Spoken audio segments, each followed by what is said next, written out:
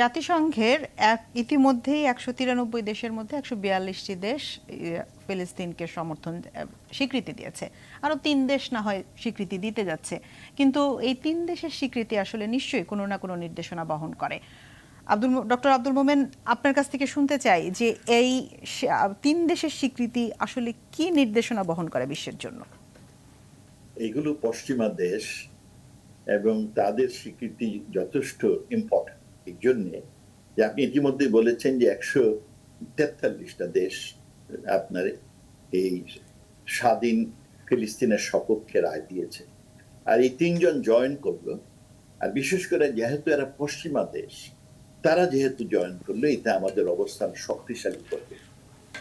তবে all সেরেন্ডার security কাউন্সিলের সদস্য রাষ্ট্রগুলো যদি স্বীকৃতি দেয়, সেখানে আপনি জানেন যে একটি মাত্র দেশ, সেটা হচ্ছে মার্কিন যুক্তরাষ্ট্র। সে বারবার বিটু দিয়ে যাচ্ছে, যদিও তারা মুখে বলে তারা টু স্টেট সলিউশনে বিশ্বাস করে। মধ্যপ্রাচ্যে কিংবা গাজায় ফিলিস্তিনের শান্তি, টেকসই শান্তি অর্জনের জন্য আপনার টু স্টেট সলিউশনের কোনো বিকল্প নাই, তারা বিশ্বাস করে। কিন্তু তারা ইতিমধ্যে যে কাজগুলো করছে, তার ফলে সেইখানে ফিলিস্তিনের ধ্বংস করে দিচ্ছে, প্রিমিটিভ এজে নিয়ে যাচ্ছে। তাদের লজ্জা হওয়া উচিত। আর আমার মনে হয় এই যে ৩জন রাষ্ট্র কি করেছে, this is good, we welcome them. এবং আমরা আশা করি বাকি কয়েকজন যে অ্যাবস্টেইন করেছিলেন তারাও আসবেন, এবং ইভেন্চুয়ালি ফিলিস্তিন will be independent and sovereign. যত তাড়াতাড়ি হয় ততই বিশ্বের মঙ্গল, ততই মানুষ মৃত্যু কম হবে। আপনার শুধু ৩৬,০০০ লোক মারা গেছে না, বহুদিন ধরে লোক মারতেছে। ওগুলো যদি গত ৭৫-৭৬ বছরের কাউন্ট করেন, কত লোক মারা গেছে। এই একটা তথ্যযোগ্য জায়গা। কিন্তু ডক্টর আব্দুল মোমেন, এই তিনটি দেশ কি শুধু একটি নাম্বার হয়ে থাকবে? কারণ আপনি নিজেই বলছেন যে নিরাপত্তা পরিষদ স্বীকৃতি না দিলে আসলে তার কার্যকরতা খুবই কম। স্বীকৃতি হবে না, কারণ আপনার ইউএন এর আইনে, ইউএনটা নট এ ডেমোক্রেটিক ইনস্টিটিউশন। ওখানে যারা দ্বিতীয় বিশ্বযুদ্ধে জয়লাভ করেছিলেন, তারাই এটাকে একেবারে অষ্টপিষ্টে কন্ট্রোল করে রাখেন। আর সেটা হচ্ছে সিকিউরিটি কাউন্সিল, 5টি সদস্য। তারা যদি সবাই ঐক্যমত না হয় কিংবা যদি অ্যাবস্টেইন না, তাহলে কিন্তু আমাদের বাংলাদেশের ক্ষেত্রে আপনি জানেন, তখন ইউএসএ অ্যাবস্টেইন করে, তার ফলে আমাদের লাভ হয়, আমরা সদস্য রাষ্ট্র হওয়ার সুযোগ পাই। মানে চায়না অ্যাবস্টেইন করে, আমরা তাই সদস্য রাষ্ট্র হওয়ার সুযোগ পাই। তো এবারেও যদি আমেরিকা অ্যাবস্টেইন থাকে, তাহলে কিন্তু ফিলিস্তিনের রাষ্ট্র ঘোষণাই হবে না। সেই সাথে তাদের it should be a sovereign state, এবং একটা জাতি ইন্ডিপেন্ডেন্টলি রান করতে পারে তার ব্যাপারে। ইদানিং তারা সব ইনফ্রাস্ট্রাকচার ধ্বংস করে দিয়ে এর অর্থনীতিকে পুরোপুরি ধ্বংস করে দেয়, ওর জায়গা দমিয়ে সব দখল করে এই রাষ্ট্র যাতে আগামীতে সত্যিকারের বারে পরিচালিত না হয় তার ব্যবস্থা করে যাচ্ছে। এটা খুবই দুঃখজনক। তাদের গাছপালা সব খেয়ে ফেলছে, জি, বাড়িঘর ধ্বংস করে ফেলছে, অর্থনীতি পুরোপুরি ধ্বংস। তাহলে দ্বিরাষ্ট্রীয় সমাধান ইচ্ছার বিরুদ্ধে কিছু করা যায় না। মানুষের অদম্য ইচ্ছা থাকলে তারাও স্বাধীন দেশ হিসাবে, উন্নত জাতি হিসাবে গড়ে উঠবে বলে আমার বিশ্বাস। আব্দুল মোমেন, আপনি আছেন আমাদের সাথে। ফারুক ফয়সাল, আসলে রাষ্ট্রীয় সমাধান কি হবে? তাদের অদম্য ইচ্ছা থাকলেও তারা তো আসলে কোথাও দাঁড়াতেই পারছে না। এক রাফা থেকে গাজা, গাজা থেকে অমুক জায়গায়, অমুক জায়গা থেকে অমুক জায়গায় ক্রমাগত আমরা স্যাটেলাইট পিকচারে দেখছি যে তারা এক জায়গা থেকে আরেক জায়গায় চলছেন, এবং যেখানে যাচ্ছেন সেটি একটি বিধ্বস্ত নগরীতে পরিণত হচ্ছে। মুখে সকলে অনেক রাষ্ট্রই বলছে দ্বিরাষ্ট্রীয় সমাধান, কিন্তু সেটাই বা কিভাবে? ওয়েস্ট ব্যাংক, গাজা দুই পাশে। সেই আলোচনা থেকে আপনার কাছে জানতে চাই, এই যে মানবিকতার একটি মৃত্যু যেটি কিনা গাজায় ঘটছে গত কয়েক মাস ধরে, সেটি পর যখন যুক্তরাষ্ট্র, কি আপনার কাছে মনে হয় যে একটি অমানবিক রাষ্ট্র হিসেবে, ইসরায়েলের কথা তো বাদই দিলাম, অমানবিক রাষ্ট্র হিসেবে যে আন্তর্জাতিক সংগঠনগুলো রয়েছে যারা কিনা মানবিকতার হিসাব নিকাশ ধাপগুলো তৈরি করে থাকেন, তাদের কাছে কোনো ধরনের প্রভাব রাখতে পারবে? আমি মনে করি নিশ্চয়, এবং আমি মোমিন ভাইয়ের কথার সঙ্গে একমত।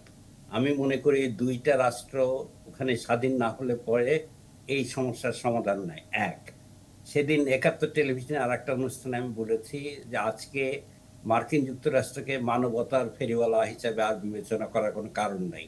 সেটা হচ্ছে আজকে যা ফিলিস্তিনে ঘটছে সেটা একদম সহ্যের বাইরে চলে গেছে এইটা। আর কিন্তু আরেকটা জিনিস লক্ষণীয়, সেটা হলো যে তরুণ সমাজ, ছাত্র সমাজ পশ্চিমে এবং সবখানেই যে পরিমাণ প্রতিবাদী হয়েছে এবং যে পরিমাণ ঝুঁকি নিয়ে এগিয়ে এসছে, সেটাও কিন্তু লক্ষণীয়। ফিলিস্তিনিরা যে একা তা কিন্তু নয়, ফিলিস্তিনিদের পক্ষে জনসমর্থন অনেক বেশি। প্রতীকী আন্দোলন হচ্ছে, কিন্তু তাতে কি যুক্তরাষ্ট্রের যে মানবিকতার ফেরিওয়ালা সেই জায়গা থেকে যুক্তরাষ্ট্র কি অন্য রাষ্ট্রগুলো থেকে তার যে সক্ষমতা, গ্রহণযোগ্যতা হারাচ্ছে? নিশ্চয়ই, আমি তা মনে করি। আমি মনে করি যে মার্কিন যুক্তরাষ্ট্র তাদের এই অবস্থানের জন্য এই সম্মানটা যেটুকু ছিল সেটুকু আর অবশিষ্ট থাকছে না। ইসরায়েলে তো নাই, ইসরায়েল একদমই নাই, এবং ইসরায়েল একটা মৌলবাদী দেশে আগে থেকেই ছিল, এখনো এইটা আরো পুরোপুরি হয়েছে, প্রমাণিত হয়েছে।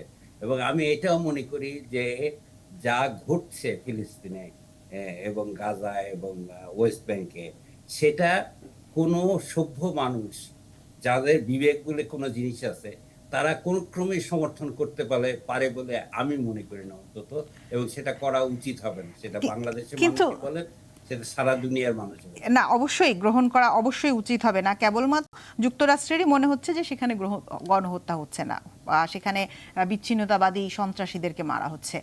কিন্তু আমরা এখন পর্যন্ত তিনটি এই রাষ্ট্রের নিজেদের মানে স্বীকৃতি দেওয়া ছাড়া আমরা অন্য রাষ্ট্রগুলোকে খুব জটিল বা শক্তভাবে অবস্থান নিতে আমরা এখন পর্যন্ত দেখিনি। সর্বশেষ যেই অবস্থান দাঁড়িয়েছে, মিশর ওর এই মধ্যস্থতাকারী অবস্থান থেকে নিজেদেরকে সরিয়ে নেওয়ার কথা বলেছে ইতিমধ্যেই।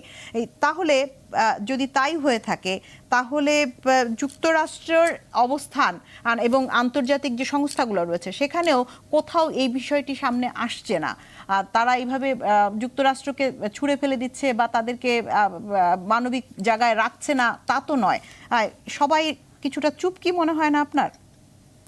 না, আমার মনে হয় যুক্তরাষ্ট্রের উপরে চাপটা একদমই কম নয়, যে কারণে বাইডেন এটা বলতে বাধ্য হচ্ছেন যে গাজায় যদি এই ধরনের ঘটনা বন্ধ না হয় তাহলে যুক্তরাষ্ট্র অস্ত্র দেবেন। এটা চাপের কারণে হয়েছে। এটা যদি কোনো দেশের কোনো মানুষ না বলতো তাহলে এটা হতো না। সরকার বলছে না, কিন্তু দেশের জনগণ তো বলছে। বাংলাদেশের স্বাধীনতার সময় কিন্তু তাই হয়েছে। বাংলাদেশের স্বাধীনতার সময় সাধারণ মানুষেরা এবং বিভিন্ন দেশের মানুষেরা গান গেয়ে হোক, প্রসেশন করে হোক, যেভাবে হোক সমর্থন করেছে। বাংলাদেশ এই সমর্থনের সুবিধা পেয়েছে, এবং সেটা ফিলিস্তিনিদেরও পাওয়া উচিত বলে আমি মনে করি। এবং আমি মনে করি যে আজকে যেটা ঘটছে এটা একদমই আন্তর্জাতিক সমস্ত নিয়ম নীতির বাইরে, এবং যারা করছে তারা তো অপরাধী, যারা এটাকে সমর্থন করবে তারাও অপরাধী হতে বাধ্য। মুন্সি ফয়েজ আহমেদ, এ ব্যাপারে আপনার একটি মন্তব্য নিয়ে বিরতিতে যাব। আমি দুটো কথা বলতে চাই, দুটো বিষয়। একটা হলো যে মার্কিন যুক্তরাষ্ট্রের এই যে মানবতার ফেরিওয়ালা বা গণতন্ত্র মানবাধিকারের ফেরিওয়ালার যে রূপের কথা আপনারা বলছেন, আসলে পৃথিবীব্যাপী এই ভাবমূর্তি তার কিন্তু বহুদিন ধরেই নাই। বেশিরভাগ দেশের মানুষই জানে যে এটা একটা তাদের একটা ভেক।